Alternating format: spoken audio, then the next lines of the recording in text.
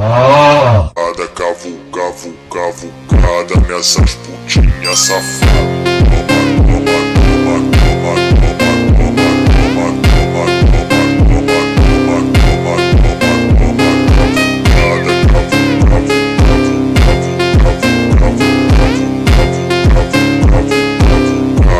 Essas putinhas safadas, essas putinhas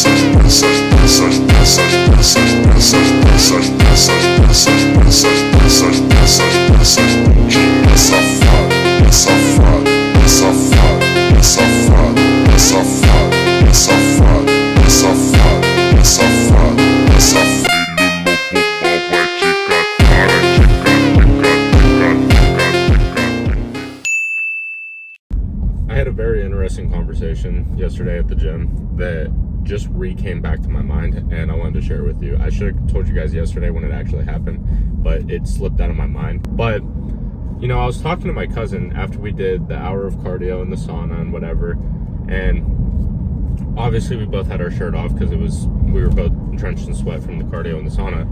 And funny enough, we both weigh around 190 pounds, but we both look completely different. Not anything against him, but I look significantly better than him at the same body weight. And when I took my shirt off, he's like, damn, I wish I could have my shirt off and, you know, like, feel good about it. And I'm like, I looked at him, I was like, brother, I've been training for 9 years longer than you. You literally just started training a little over a year ago. You bench 300 pounds. You're down 40 fucking pounds from where you started at. I'm like, listen, never compare yourself to other people in your life, whether it's people on social media, people in your personal life, people in the real world, it doesn't matter. Only compare yourself to the version of you yesterday, the version of you last month, the version of you 3 months ago. Only compare yourself to the previous version of you. Because if you compare yourself to other people, it's just gonna put you in an endless cycle of negativity. Because there's always gonna be someone out there that's more jacked than you. There's always gonna be someone out there who's richer than you. There's always gonna be someone out there who has a hotter bitch than you. There's always gonna be someone out there who drives a nicer car, has a bigger house, whatever it is. There's always gonna be someone who has something better than you. So all you can do is just compare yourself to the version of you yesterday, or just any previous version of yourself. And it's gonna put you, if you don't, it's literally gonna put you in a crippling state of depression. Because like I said, there's always gonna be somebody better in some area of your life. So I told him, I was like, listen, think back to the version of you 6 months ago. Think back to the version of you 1 year ago. What were you doing? And he's like, well, I was still recovering from drugs, and I was like 240 pounds, 250 pounds, and like, you know, I just started in the gym and I was barely benching like 135. And I'm like, see?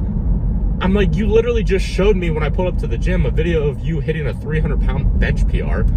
You look honestly significantly better than when you started.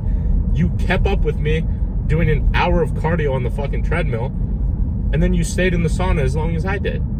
Like brother, and on top of that, like I told you guys, he's only been training for a little over a year. I've been training for 10 years at this point. I've been training so much longer than him, and yet he's still making this much progress. And I told him, I'm like, listen, by the time you hit the 10-year mark, you're gonna be far better than I am in the position that I am right now, physique-wise and strength-wise and everything. Like, I told him, I was like, listen, dude, you're starting in a much better position than I am. You honestly, you probably got better genetics than I do. When I started, I was like, strength-wise, you're already far and away above me. Like, his bench PR is honestly higher than my all-time PR. My all-time PR is 275 bench, and I hit that when I was like 18 or 19, but I don't do 1 rep maxes anymore. But with that being said, I told him, I was like, stop comparing yourself to me, stop comparing yourself to other people. I'm like, literally just keep doing what you're doing and show up every single day and put in the work. He loves running. He runs every single day. He has a very good split for himself that I helped him create and that I helped him tweak a little bit. And he just started doing that a few weeks ago. And I'm like, dude, you're on the right path. You just got to keep going. And as you continue to keep going, don't compare yourself to other people. It's really as simple as that. No matter what it is, it could be your physique, it could be your financial situation, it could be your relationships. It does not matter, because there's always going to be somebody out there who has something better than you. That's honestly just how the world works. It's going to be very rare that you are going to be the number one person in the world in every single aspect of your life. Is that what I'm going for? Yeah. Is that delusional? Yeah. But in the pursuit of that, I'm going to become the best version of myself. I'm not doing it from a lens of comparison. I'm doing it from a lens of, can I get as close to, if not even exceed, the 100% version of myself? Because there is a kind of like a storyline that David Goggins used that I'm going to share with you guys if you guys haven't heard it already, where he says that at the end of his life, he envisions meeting God. And when he meets God, God has like a whiteboard with his name on it. And it's all the things that he was supposed to accomplish. And before David Goggins became the David Goggins that we know him as today, he said that the scenario that probably would have played out was that he would get to God and he would look at the whiteboard and it would say, Navy SEAL, broke the pull-up record, ultra marathon runner, runs hundreds of miles in 24 hours, 48 hours, whatever. All these accomplishments, motivational speaker, best-selling author, whatever. And the previous version of David Goggins would be like, man, you got the wrong guy. Like that's not me. And God would respond with, no, that's who you were supposed to be. That is one scenario. But David Goggins says that now he is in the pursuit of, even while he's still living his life, God, the all-knowing being, is up there looking at that whiteboard, actually writing shit down, because even God himself did not know that Goggins was able to accomplish some of the things that he's currently accomplishing right now. And that's what I'm shooting for. I want God right now to have that whiteboard up there and to still be writing shit down as I'm accomplishing it. Because when we're first born, I truly believe that God knows everything that we're going to do. But I'm in the pursuit of having God still have to write stuff down of my accomplishments, my achievements, the things that I do, the people's lives that I impact, because he didn't even know that I had that in me. And that's what I'm shooting for. I'm not shooting for becoming the best version of this person or trying to beat this person and beat that person and compare myself to this and compare myself to that. No. All I want is to become the best version of me. And in the pursuit of that, by not comparing yourself to other people, but by comparing yourself to the version of you yesterday, and the only mission that you have today is to be just a little bit better than the version of you yesterday, day by day, week by week, month by month, year by year, you're going to look back and you're going to be extremely proud and extremely fulfilled in the life that you live. And hopefully one day, when you do meet God, God will be like, listen, this column right here was all the things that I thought you were going to do, and this column right here was all the shit that I had to keep adding while you were still living, because even I didn't know that you were capable of all of that. One eternity later. This is really starting to piss me off. My phone keeps running out of storage while I'm in the middle of these rants.